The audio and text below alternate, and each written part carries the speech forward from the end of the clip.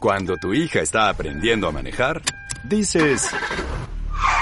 ¡Híjole! Pero ¿por qué no mejor dices? Como un buen vecino, State Farm está ahí. Para ayudarte a escoger la cobertura que necesitas. State Farm, Bloomington, Illinois.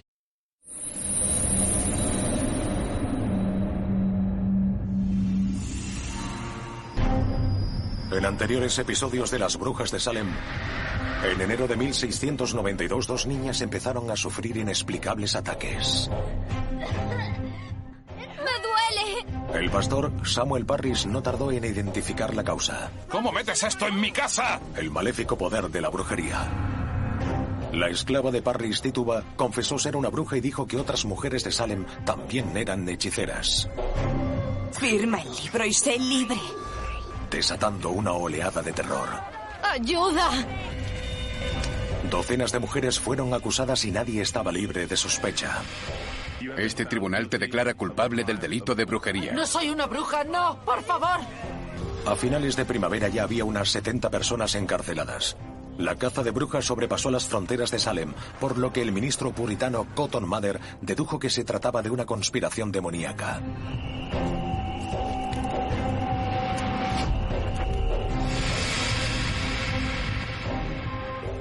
¡Dadme el poder! Tras ejecutar a 6 supuestas brujas, los magistrados dan con el instigador de la maléfica trama, el antiguo pastor de Salem, George Burroughs.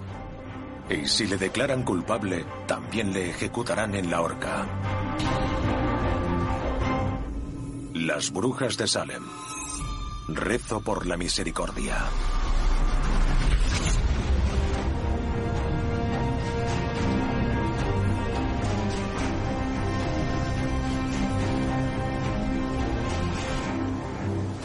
El juicio del antiguo ministro de la iglesia de Salem fue todo un acontecimiento. Los líderes puritanos acudieron desde Boston para escuchar al hombre que supuestamente lideraba una conspiración satánica para destruir la iglesia de Dios en Nueva Inglaterra. En el tribunal se palpaba la tensión. Entre los presentes se hallaba uno de los mayores propulsores de la caza de brujas, Cotton Mather. Para él, este juicio era el culmen de su afán por desterrar la brujería de Nueva Inglaterra. Llegó la hora del esperado cara a cara entre los 2 hombres de negro, entre las 2 caras del poder, y creo que Mather era consciente de ello. Sabía que ese era un enemigo a su altura. George Burroughs, ¿cómo quiere ser juzgado? Por Dios y por mi país. Nada más subir Burroughs al estrado, las chicas empezaron a sufrir terribles convulsiones. ¡Una de sus muchas brujas! ¡Está mordiéndonos y pellizcándonos! Las chicas afectadas empezaron a gritar que les estaba enviando brujas para que las atacaran. ¿Por qué atacas a estas niñas? No sé de qué me hablas. Lo negó todo. Dijo, no, soy un siervo de Dios. Uno de los testigos principales era Mercy Lewis, que vivió en casa de Burroughs cuando era el pastor de Salem. Su testimonio fue una amalgama de invenciones y fantasías. Dijo que cuando vivió en casa de Burroughs, él trató de convencerla de que firmara en el libro del diablo y que le confesó que había vendido su alma a Satanás.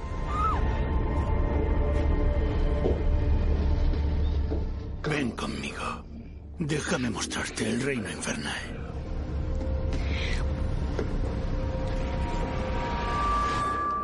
Dijo que Burroughs la llevó a la cima de una montaña y le mostró todos los reinos que serían suyos si firmaba en el libro del diablo.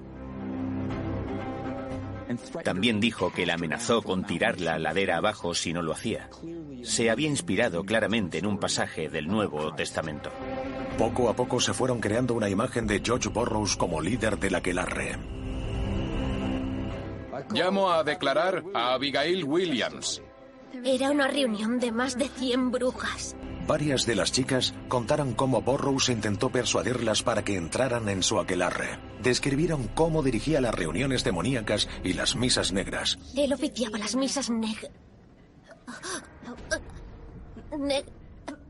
Pero parecía que una fuerza sobrenatural las impedía declarar en su contra.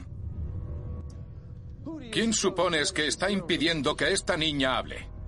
Supongo que el diablo. ¿Y por qué crees que el diablo no quiere que testifique en tu contra? Otros contaron historias sobre su fuerza sobrehumana. Decían que levantó un mosquete de 2 metros de largo con un dedo y un barril gigantesco lleno de melaza con 2 dedos.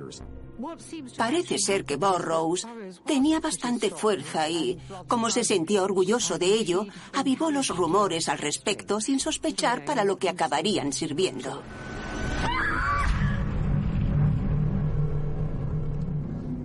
Su espectro me ha mordido. Mary Walcott, una de las primeras chicas afectadas, empezó a gritar que había sido atacada por el espectro de Burroughs. Dadle algo al acusado para morder, para comparar las marcas. Es cierto, compararon las marcas de las mordeduras.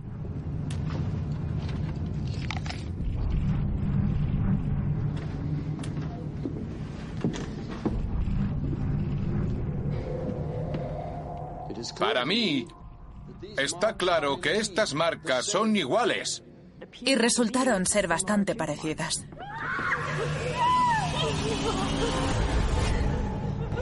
De repente las chicas gritaron que estaban viendo 4 fantasmas. Sus 4 esposas han vuelto para decir que ese hombre las asesinó. 2 de ellas eran los fantasmas de las esposas de Burroughs. Están aquí para acusarle. Las otras 2 eran la mujer y la hija de otro antiguo pastor, Deodat Lawson, que también estaba ahí en ese momento. No veo nada.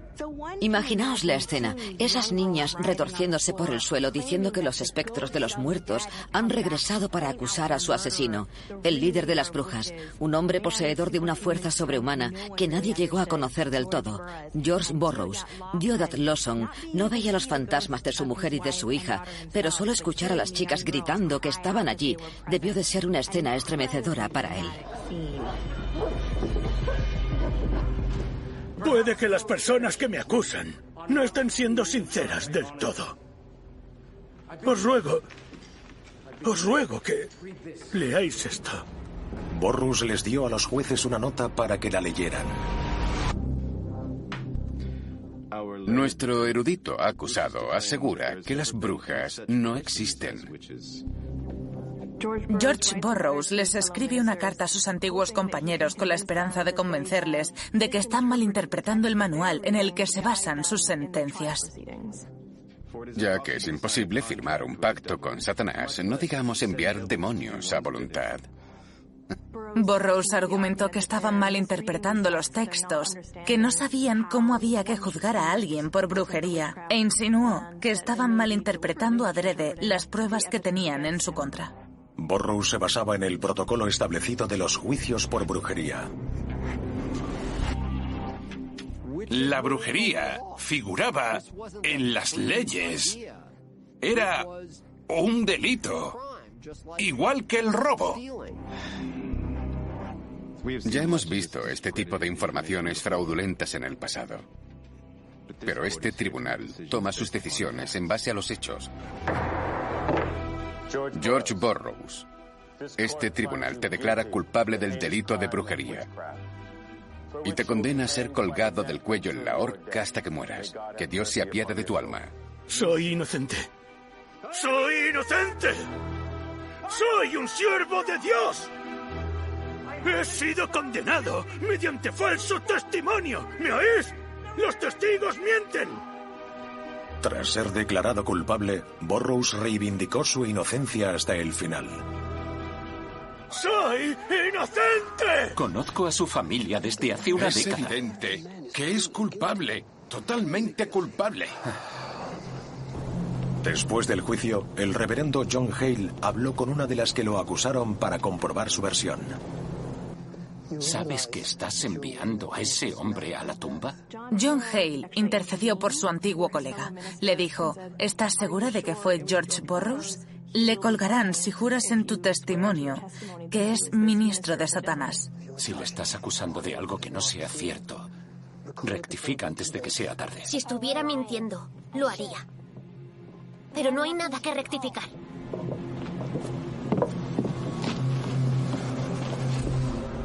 Padre Salvador, te ruego que en tu infinita gracia perdones a aquellos que mediante engaños y falsos testigos... La noche previa a su ejecución, Burroughs recibió una visita en la cárcel.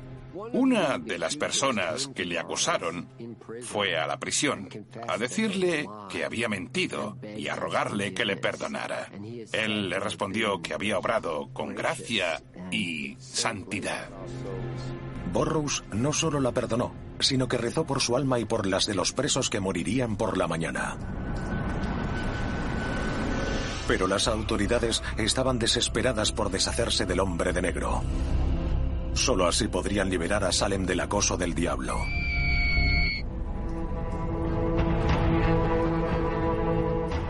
La mañana del 19 de agosto, el reverendo Nicholas Noyes llegó a la cárcel para recoger a los condenados.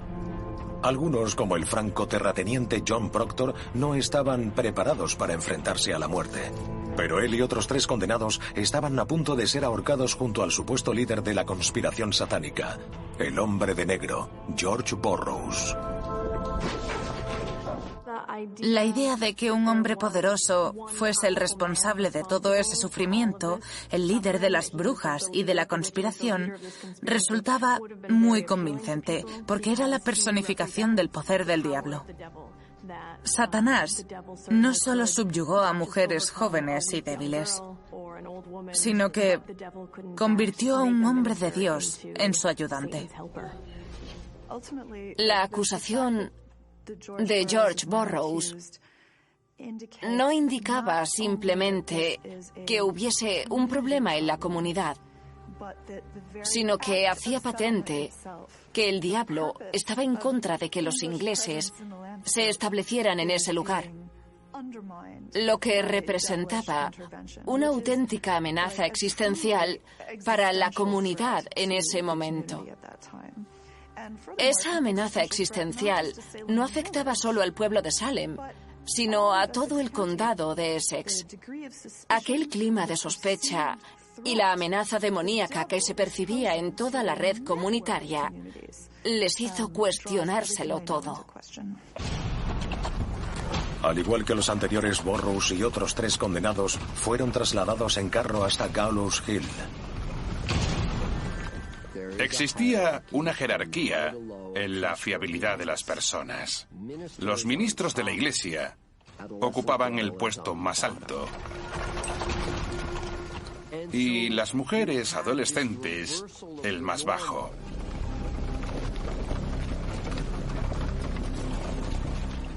La normalidad se había revertido. Algunas chicas tuvieron la oportunidad de decir cosas que jamás hubiesen podido decir en circunstancias normales y que dejaban entrever el lado oscuro de Burroughs. Así que puede que su acusación de satanismo reflejara ciertos aspectos reales de su personalidad.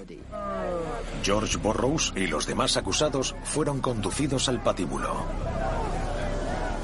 Todo el mundo fue a ver la ejecución de Burroughs, incluidos el famoso cazador de brujas Cotton Mather y los reverendos John Hale y Nicholas Noyes. El ahorcamiento de Burroughs fue una de las escenas más dramáticas. Él era el hombre de negro, pero ahí estaba Cotton Mather, también de negro. ¿Quién era el hombre de negro? ¿Quién era el causante del mal de la comunidad? Parecía que al intentar expulsar al maligno de Salem, las piadosas autoridades se habían convertido en la encarnación del diablo. Mientras esperaba a que le ahorcaran, estoy aquí ante vosotros. Burroughs pronunció un conmovedor discurso que no dejó a nadie indiferente. Enfrentándome a la muerte, aun siendo inocente. Pero no penséis que os guardo rencor por este trágico error de la justicia. Deseo que Dios, en su infinita bondad, os permita entrar en su reino, donde yo ahora espero dirigirme. Dio un memorable discurso sobre su inocencia, habló de su vida como hombre de fe y denunció todo aquel proceso judicial. Padre nuestro, que estás en el cielo. Santificado sea tu nombre. Borrows empezó a rezar el Padre Nuestro, algo que según los puritanos era imposible para los hechiceros y brujas. Danos hoy nuestro pan de cada día y perdona nuestras ofensas. Lo recitó a la perfección, lo que no es fácil cuando te enfrentas a la muerte y estás rodeado por tus antiguos feligreses. No nos dejes caer en la tentación y líbranos del mal. Empezaron a pensar, ¿nos habremos equivocado? Porque tuyo es el reino, el poder y la gloria por los siglos de los siglos. Amén. Conmovió profundamente a la multitud. Algunas crónicas de aquel día dicen que muchos se abalanzaron hacia él para tratar de ayudarle, pero los guardas que rodeaban el patíbulo los contuvieron. Alarmado por la reacción de los asistentes, Cotton Mather trata de convencerlos de que Borrows debe ser ejecutado. ¡Que no os engañe! Este hombre no forma parte de la iglesia. No olvidéis que hasta el diablo puede hacerse pasar por un ser de luz. No hay duda de que este hombre se sienta a la derecha de Satanás. Debemos librarnos de esta plaga. Su estrategia funciona. Transmite confianza a las masas. Le cubrieron la cabeza y le pusieron la soga al cuello.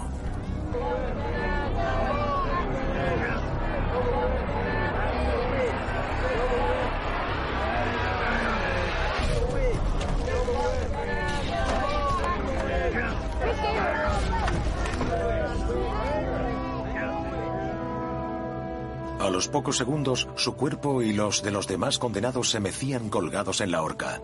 Borrows tardó bastante en morir. Con estas nuevas víctimas, ya eran un total de 11 personas ejecutadas en la caza de brujas. Cuando la multitud se dispersó, bajaron a los ajusticiados y el sheriff y sus hombres se deshicieron rápidamente de los cuerpos. Arrastraron a Borrows hasta un hueco entre unas rocas, lo desvistieron y lo tiraron a una zanja junto a los demás. No trataron sus restos mortales con el respeto que exigen las fuerzas demoníacas, por lo que Salem vio con sorpresa cómo la amenaza diabólica seguía propagándose.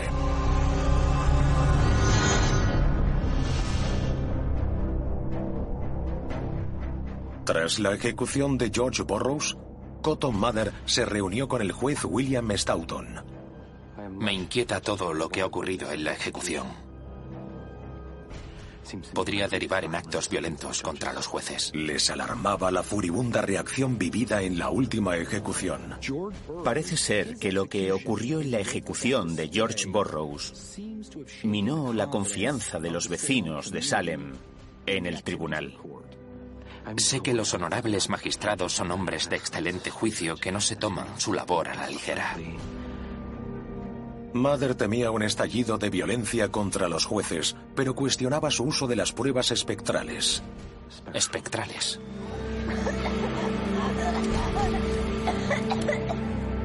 ¿Cuestiones nuestro parecer? No, en absoluto. Sé que distinguís los hechos de las artimañas en vuestra búsqueda de la verdad y que sabéis reconocer perfectamente una inocente cuando la juzgáis. En la comunidad puritana había mucha gente preocupada por el aumento del escepticismo. Creían que el que empezaba a poner en duda la brujería dudaría también del diablo y no tardaría en cuestionar la existencia de Dios. Está pasando algo diabólico. Pese a sus reparos, Mather confiaba en que los jueces resolverían la crisis y seguía convencido de que Salem estaba asediado por las brujas. Recomiendo cautela a la hora de buscar la verdad.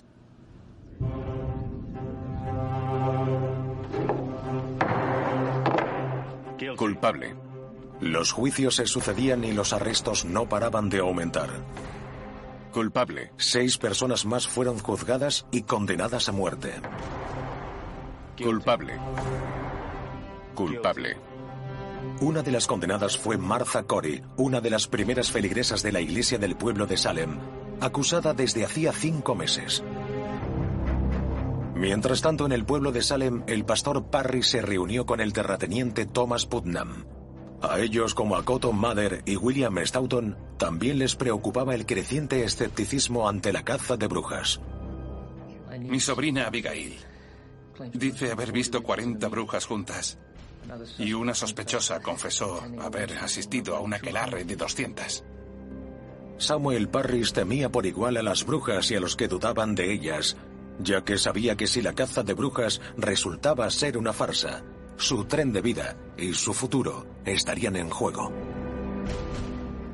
Obviamente, Parris estaba muy preocupado y lo que más le asustaba era quedarse sin trabajo. Por un lado, todas estas confesiones lo único que hacen es dividir a la comunidad. Thomas Putnam era un hombre rico. Estaba casado con Ann Putnam Sr. y era el padre de Ann Putnam Jr., el miembro más letal de la acusación. Casi todo el que acusaba acababa en la horca. Pero por otro tenemos la oposición de ciertas familias como los Nurs, a las que se unen los vecinos descontentos con el rumbo que ha tomado el proceso. Lógicamente era una situación tensa para los Putnam, ya que Thomas, su mujer y su hija habían acusado a muchos de brujería. Y te garantizo que ambos bandos dirán que todo empezó en tu casa. Sabía que eso sería su fin. No podemos permitir que dejen de querer que eliminemos a las brujas de Salem.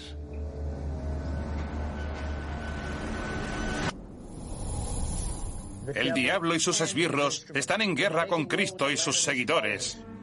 Viendo peligrar su futuro como ministro de la iglesia de Salem, Parris lanzó una advertencia a su congregación, recordándoles que si allí tenían brujas, en toda Nueva Inglaterra había hordas.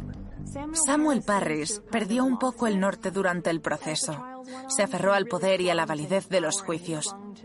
Cuando aumentaron las hostilidades y la gente empezó a morir, al ser él uno de los responsables, muchos vecinos se pusieron en su contra. Debió de ser muy incómodo para él. Recordemos el texto del libro de las Revelaciones 17:14. Samuel Parris lanzó una diatriba contra Satanás y la maldad que había desatado en su comunidad. Y nada menos que la gran batalla final entre Cristo y el diablo. Luego preguntó por qué algunos feligreses habían dejado de acudir a la iglesia. Se tomó muy a pecho que dejaran de ir.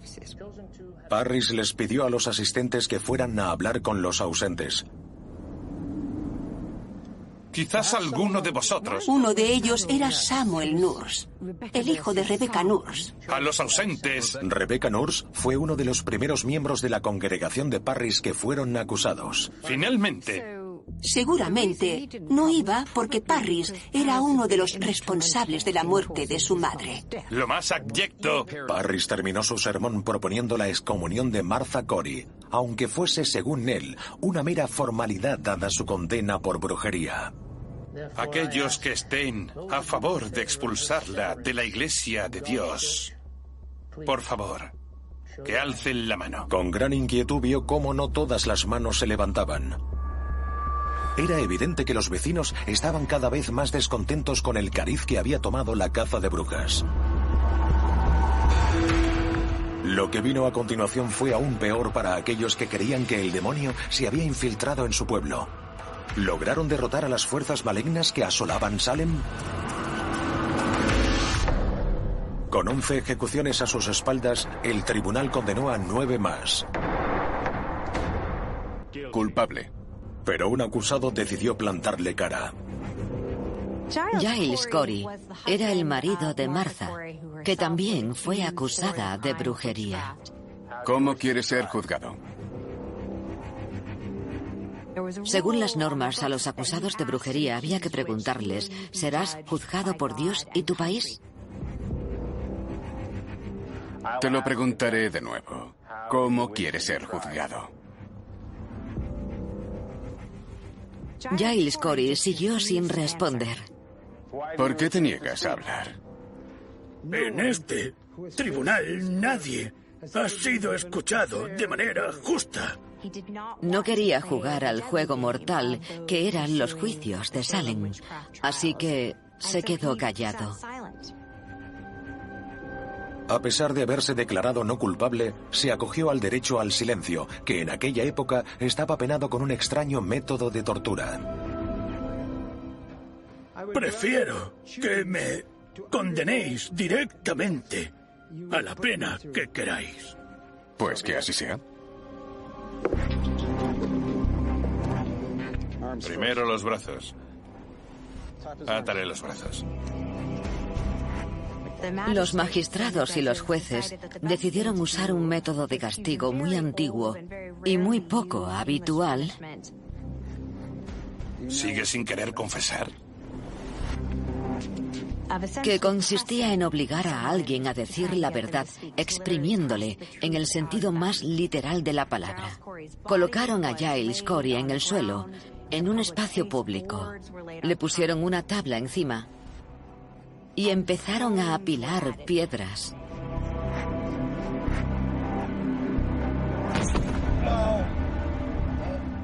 No paraban de ponerle más y más peso para obligarle a ser juzgado. Ni siquiera querían que confesara, solo que se enfrentara al tribunal. Pero no lo hizo. No quería decir nada.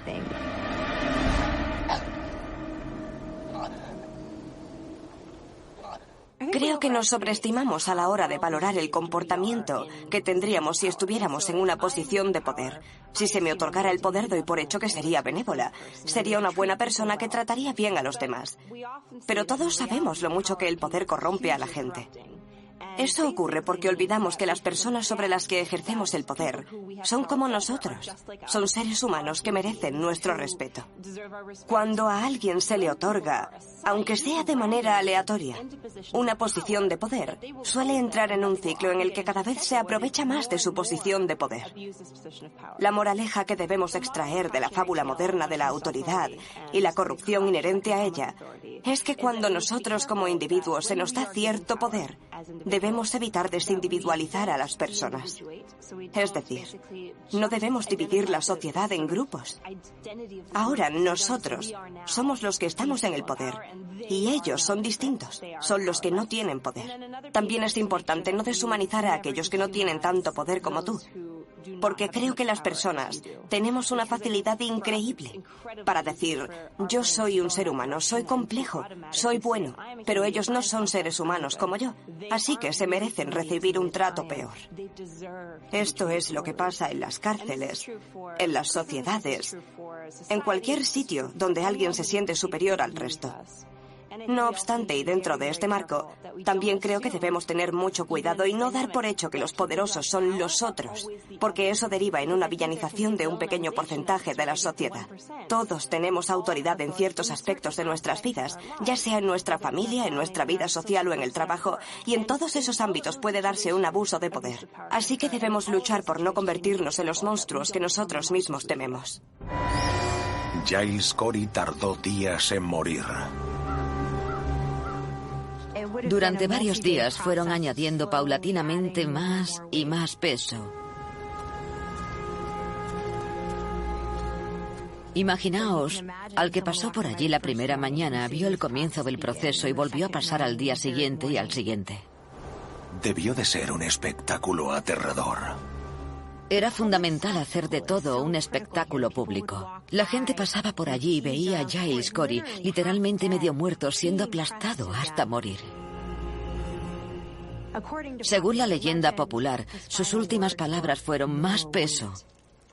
Llegó un momento en el que tenía tanto peso encima que la lengua se le salía de la boca y el subdelegado del gobierno se la volvía a meter con el bastón. Era horroroso.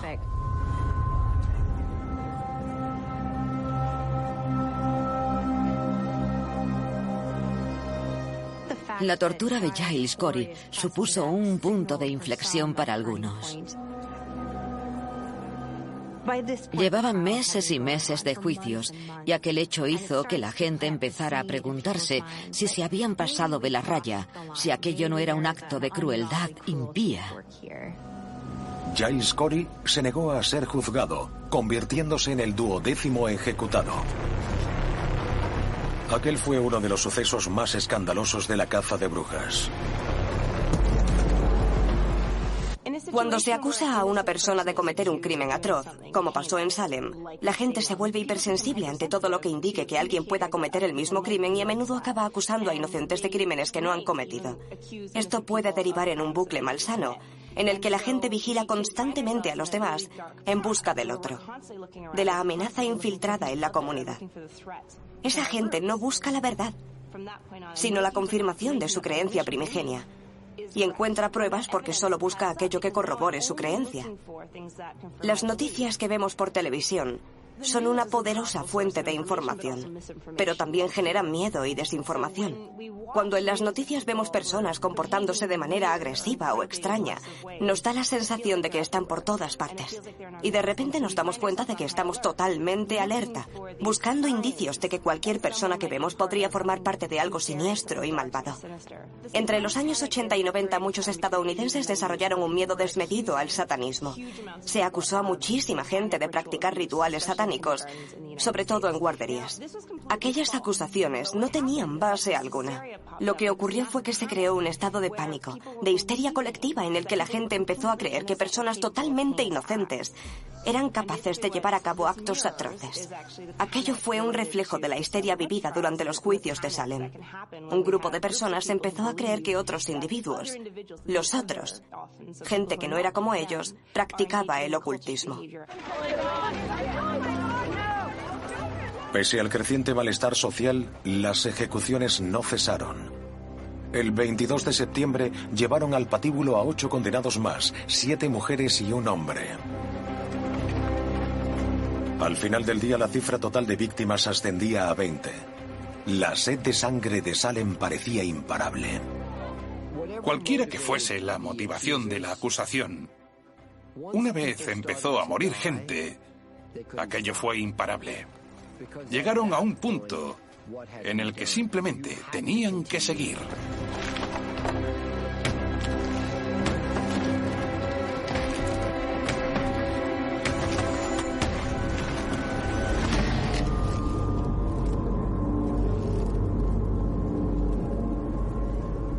Ocho sospechosas de brujería fueron ejecutadas tras la cuarta sesión judicial. En ese momento, aquel tribunal tenía una tasa de condena del 100%, una exageración comparada con la de Inglaterra u otras zonas en las que también hubo persecuciones de brujas. Mientras los 8 condenados se balanceaban en la horca, el reverendo Nicholas Noyes se dirigió a la multitud. Es muy triste ver a estos 8 propagadores del fuego del infierno. Muchos de los asistentes debieron pensar que esas 8 personas no parecían propagadores del fuego del infierno. Daba la impresión de que los vecinos de Salem ya habían tenido suficiente. Al final, la de Salem fue una historia de resistencia. La historia de una comunidad que, ante la tiranía religiosa y judicial imperante, acabó diciendo: esto no está bien, tenemos que pararlo. A pesar del aumento de la oposición a la caza de brujas, la cifra de acusaciones siguió creciendo. Los jueces utilizaban a las chicas afectadas en los casos que analizaban por su habilidad para sentir la presencia del mundo espectral. Un día de camino a Ipswich, vieron a una mujer y empezaron a tener convulsiones.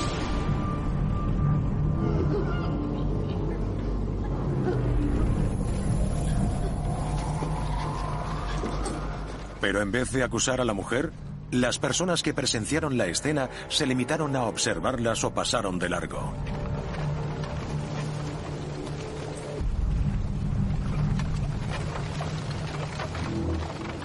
Las chicas recobraron la compostura y siguieron su camino a sabiendas de que sus días de poder estaban contados.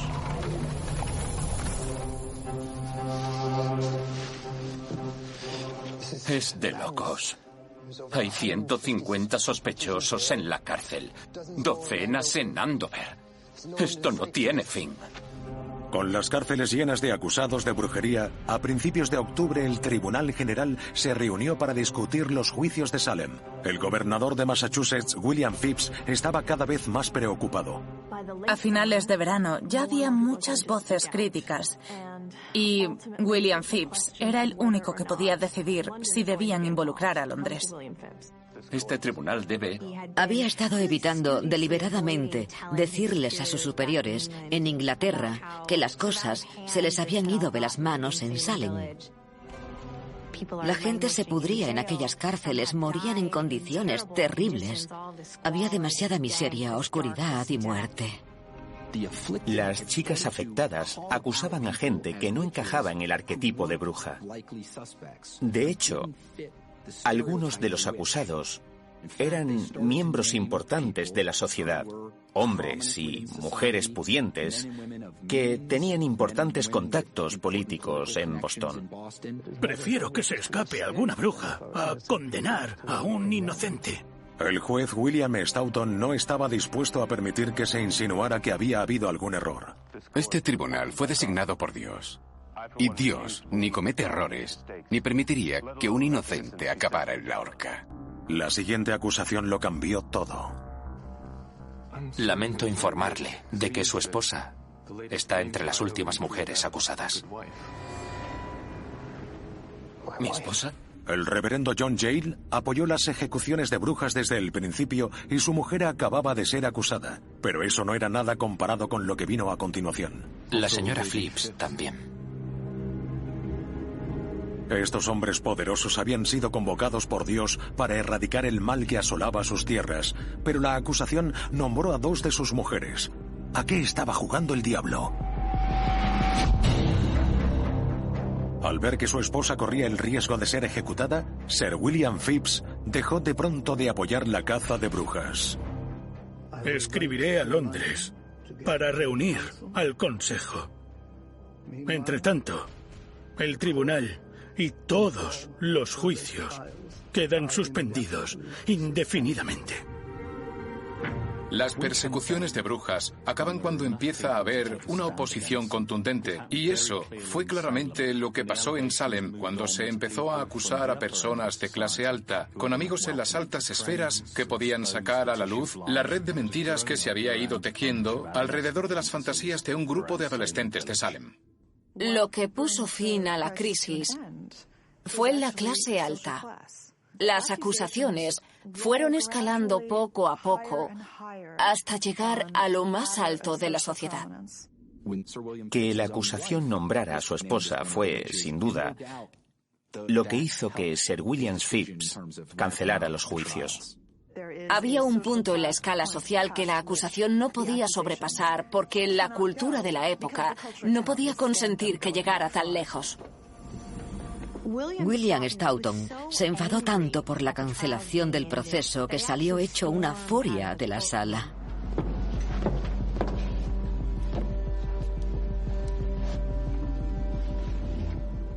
Estábamos limpiando estas tierras. Creía que estaban interrumpiendo su labor de purificar a la sociedad. Que Dios se apiade de este país.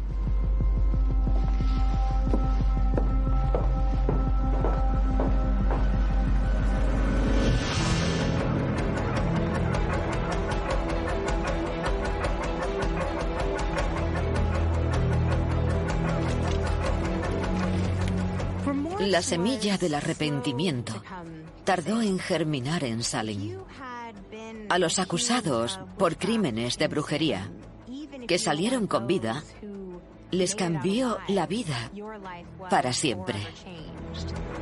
Durante los meses siguientes fueron liberados más de 150 sospechosos de brujería. Todos, menos los que no pudieron pagar las tasas de encarcelamiento. Los familiares de los encarcelados se veían obligados a vender propiedades, ganado, lo que tuvieran, para pagar la deuda de aquel ser querido que había pasado un infierno creyendo que le aguardaba una muerte segura en la horca. Muchos supervivientes, como Dorothy Good, de 4 años de edad, nunca se recuperaron del trauma. Su padre solicitó una compensación económica al Tribunal General por las secuelas que le quedaron. El coste humano se tradujo en pérdidas de seres queridos, de propiedades y en una gran pérdida de confianza en la bondad de la comunidad. El eco de la indescriptible maldad que devastó Salem aún resuena en nuestra memoria y es una historia que no ha perdido vigencia. Las flaquezas humanas que provocaron la crisis de Salem no han desaparecido. La gente sigue buscando chivos expiatorios en épocas difíciles y sigue culpando al diferente de todo lo malo que ocurre. Pocos responsables de lo ocurrido en Salem admitieron que estaban equivocados.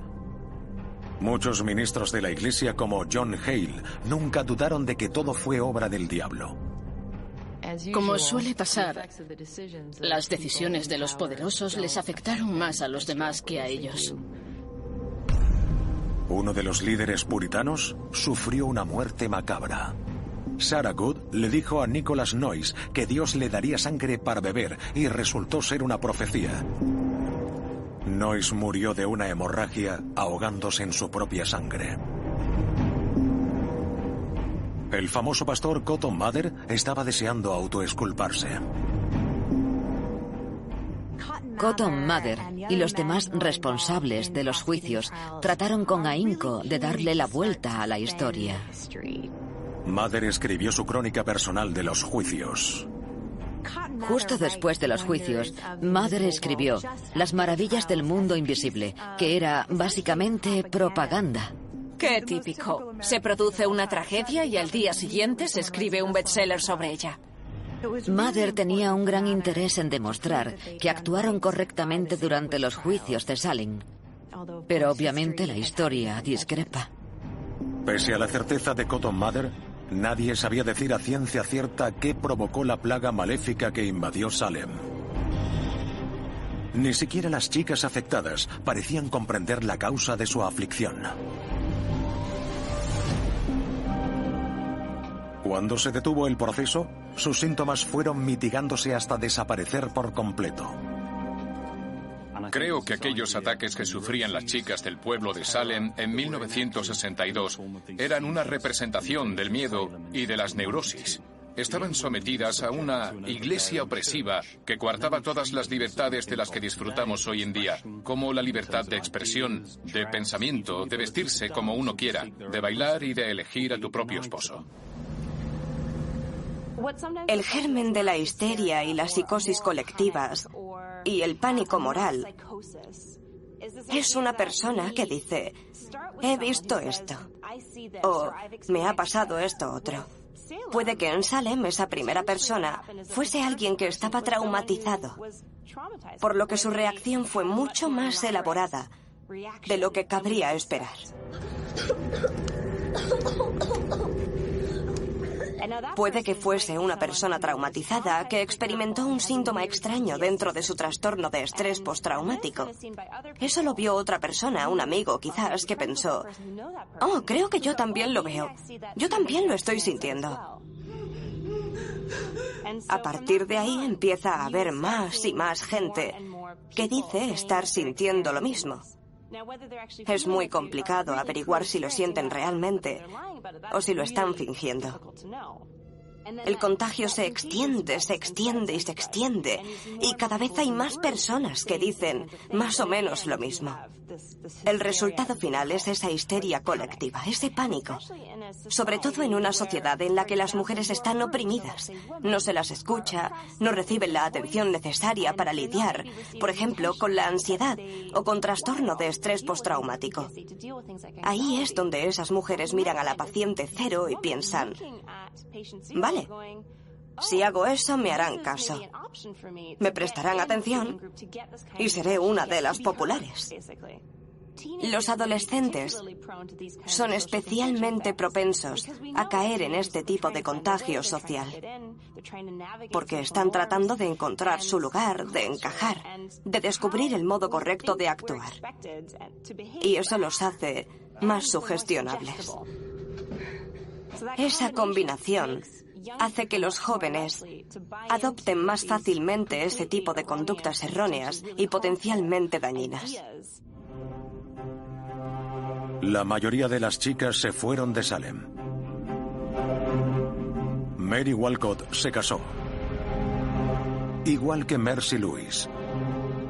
Algunas se esfumaron por completo, como la criada de John Proctor, Mary Warren, y una de las primeras que sufrió ataques, Abigail Williams. John Hale seguramente se refería a ella cuando más tarde escribió que una de las afectadas nunca recuperó la cordura.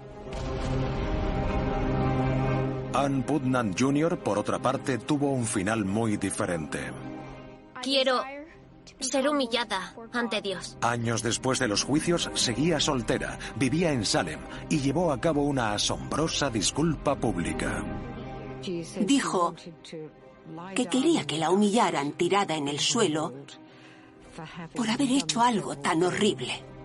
Se disculpó de que la providencia divina hubiese hecho de ella un instrumento miserable y dijo que las personas a las que había acusado eran inocentes.